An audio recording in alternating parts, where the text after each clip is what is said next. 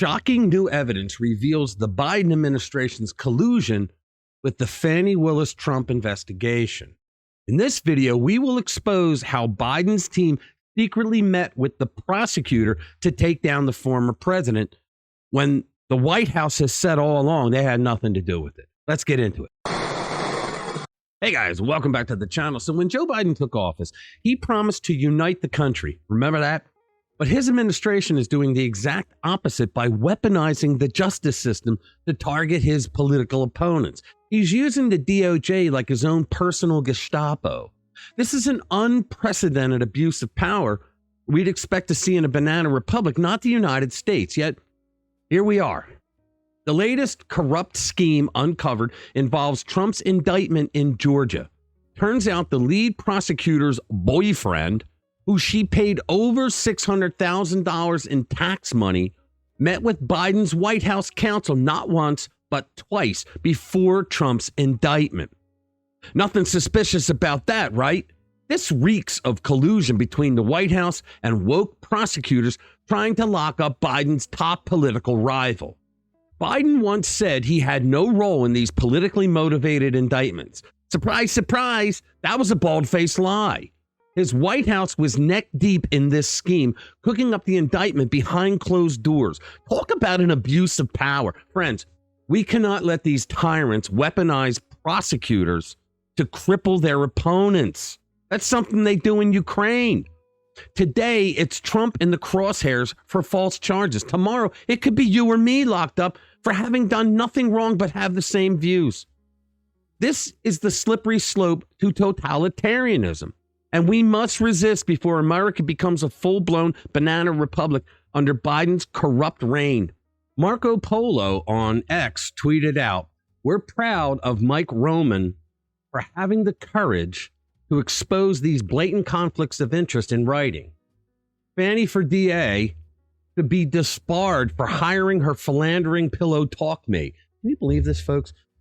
She started banging a guy who's married and hired him with over $650,000 to go after Trump with the prosecution. And apparently, from what I've heard from people in Georgia who know, they said that this guy never handled a case like this before. Now, can you imagine? He took her on trips with the money. He continues, more interesting, however, than Wade's Malcolm X wannabe persona with pinstripe three-piece suits and monogrammed cufflink shirts are two line items we saw in the filing. Fani for DA's sex partner, Wade, conferring with Joe Biden's lawyer at the White House. This is a national disgrace. In case you don't know, Michael Roman is a Philly campaign guy who is charged in Georgia with helping Trump try to overturn a 2020 election. First of all, everybody knows he didn't try to overturn the election illegally. He tried to point out that they cheated.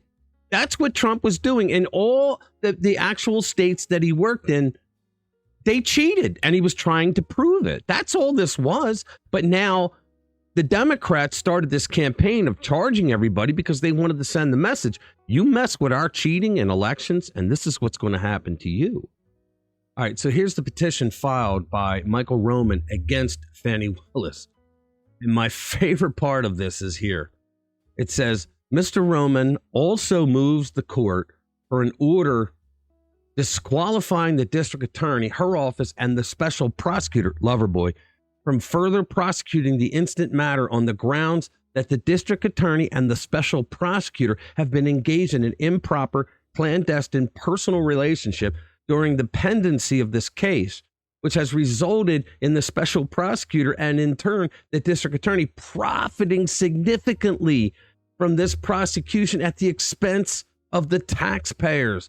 Accordingly, the district attorney and the special prosecutor have violated laws regulating the use of public monies, suffer from irreparable conflicts of interest, and have violated their oaths of office under the Georgia rules of professional conduct and should be disqualified from prosecuting this matter. Guys, that means that if Fani Willis, after this evidence is presented, if she's still on this case, then the whole fucking thing is rigged.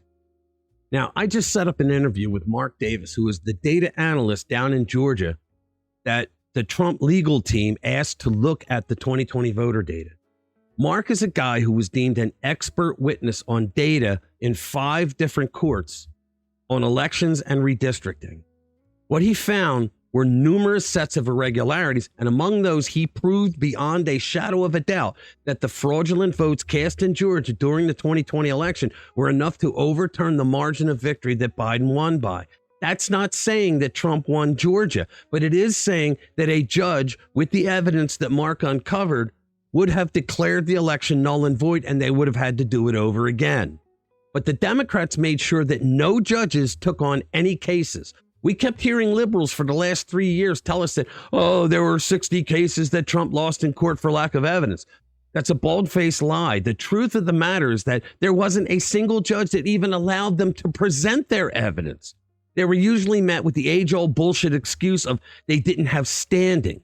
Now, Mark and I are going to get into everything he did and how he proved beyond a shadow of a doubt that there were tens of thousands of illegal votes cast.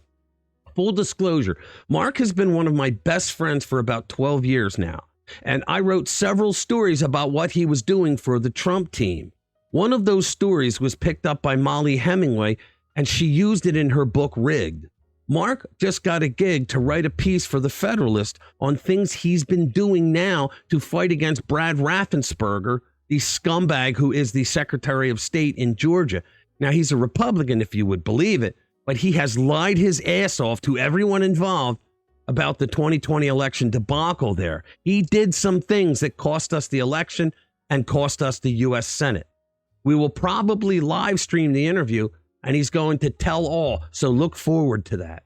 In the end, what we have here is the prosecutor, Fani Willis, who brought charges against Trump, hired a guy that she was sleeping with who was married, which means he's nefarious, who did not have the experience to do such a case. And that speaks volumes as to the crookedness of their prosecution. So hopefully Fani Willis will be recused from this case. They're going to have to try to get someone else if they want to relitigate it. But I think she has completely screwed up the case. All right, subscribe to this channel if you haven't already, and share our videos with like-minded friends who want to stay informed with what's really going on. Thanks for watching this video. I'll see you in the next one. Little by little, piece by piece, I take back what's been stolen from me. Little by little, piece by piece, until I'm complete.